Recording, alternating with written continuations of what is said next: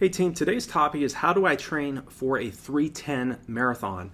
I know a lot of you right now are trying to run 309.59, and I'll definitely tell you from my own background with this event, sub 310 for the marathon is definitely competitive. And I know a lot of you, maybe you're at 345 right now, maybe you're at 320, you're getting real close to breaking that barrier. And sometimes jumping these significant jumps in ability is as a psychological barrier more than you not having the capability to do it.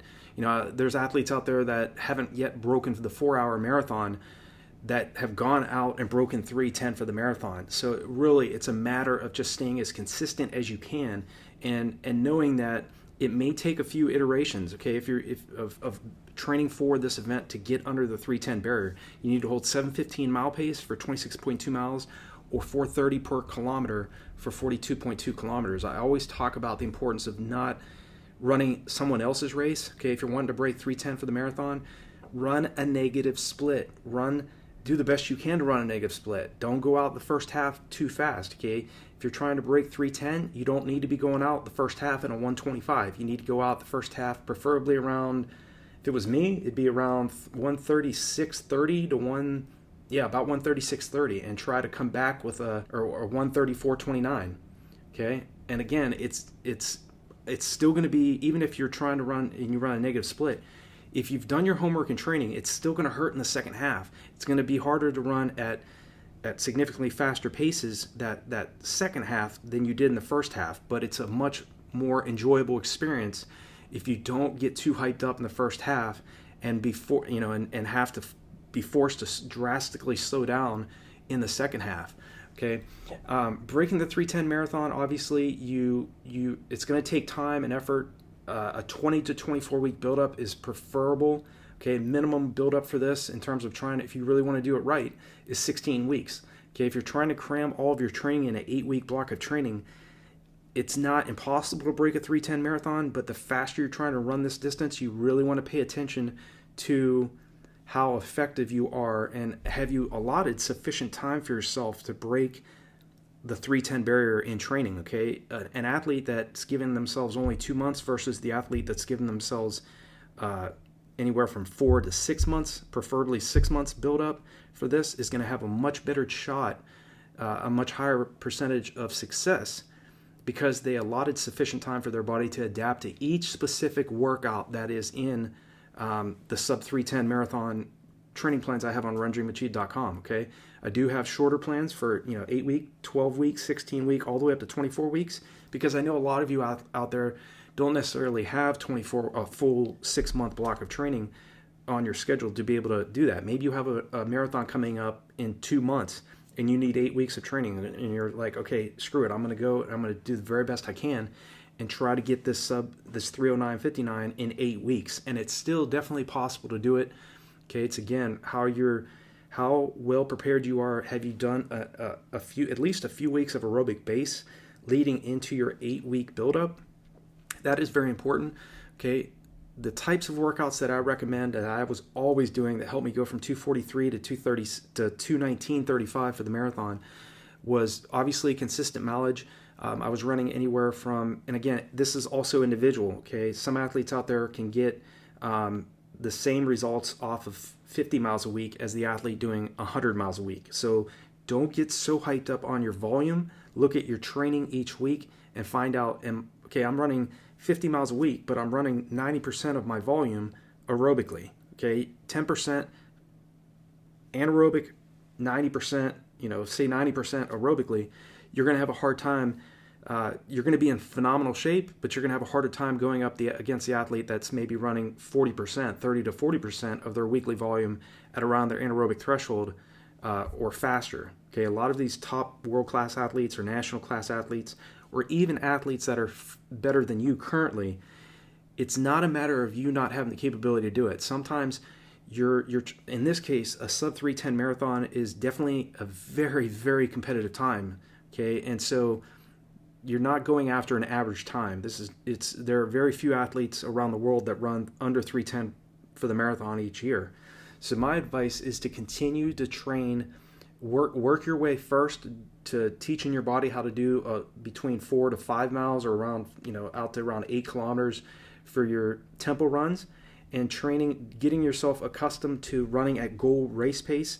So in this case, 7:15 mile pace or 4:30 kilometer pace for 8 kilometers or 5 miles. And then as you get fitter, work your way out to around 10 miles or 16 kilometers, or even out to, around 12 miles for your tempo runs. That takes time to adapt to each specific intensity. Obviously, the faster you get, your paces per mile or paces per kilometer, and the more fit you get, the paces are going to gradually get faster. You're not going to need as much recovery in between each one of your, say if you're doing repeat miles or repeat 800s on the track, you won't need as much recovery. Your paces should be increasing, and you should be giving yourself much less rest in between each one of those repetitions. When I was at my fittest training for the marathon, I would aim at doing 1,600 meter repetitions with 60 seconds rest, between 45 to 60 seconds rest in between each rep. And I was running anywhere from 444 to 446 per rep for those 1,600 meter reps. Okay, that's what helped me get to running a 219. I was doing varied pace long runs. Okay, if in the past as you've been training for this 310 marathon, if you've run every single weekend, you've done your track workouts, you've done your tempo runs, you've done your hill repetitions, you've done fartlek workouts, but every single weekend you're running long, slow, and easy for your long runs, stop doing that. Okay, again, when I'm saying that though, I know that every athlete's not the same. So some athletes will get phenomenal results off of running long, slow, and easy for their long runs. Okay, maybe they're not being quite as aggressive in their track sessions or their fartlek workouts, but they may get similar results as the athlete that, say, is doing varied pace long runs.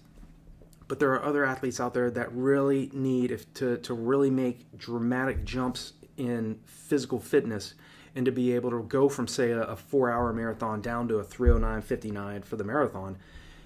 If you're at that point, if maybe your personal best right now is 3:55 and you're dreaming about breaking 3:10, you need to make some serious changes in how you do that long run. Okay, so that might mean doing a 20 miler. Okay, this is a type of example, the type of workout that I like to do when I was training and I was at my fittest, and also would help me break 2:20 for the marathon, is I would do a 20-mile run, and every fourth mile I would run, say, around a 450 to 455 mile, every fourth mile of that 20-mile run.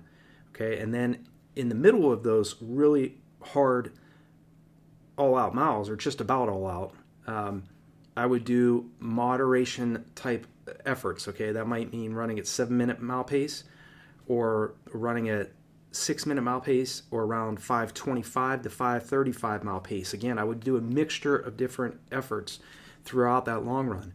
And that was really one of the biggest keys that helped me drop from a 243 to a 219 for the marathon. I've seen athletes that have improved far greater than I did. I coached an athlete that was following my 3-hour marathon plan who had a PR of 346, who ended up running 258.